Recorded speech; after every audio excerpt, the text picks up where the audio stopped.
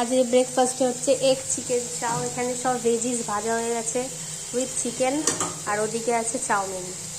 সকাল সকাল এরকম টেস্টি খাবার খেলে দিনটা পুরো দারুণ কাটে। যাই হোক, দুপুরের দিকে একটু বেরিয়েছিলাম। এটা কি বলো তো, আর তোমাদের দেখে কার কার জিভে জল আসছে তোমরা কমেন্ট করে জানাও। আমার তো মানে মাখা দেখেই জিভে জল চলে আসে। আর এটা এত সুন্দর খেতে, আমি এখন ভয়েস ওভার দিতে গিয়েও আমার জিভে জল চলে আসছে।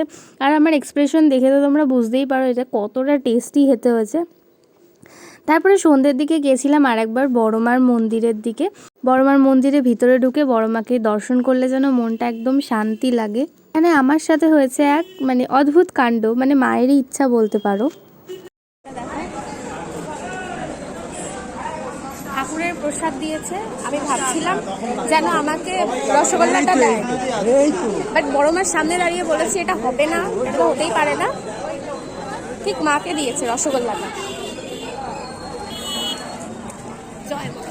তারপর বড়মার ভোগ নিয়ে চলে আসলাম বাড়ির দিকে। তো এই ছিল আজকের ব্লগটা, কেমন লাগলো অবশ্যই জানিও।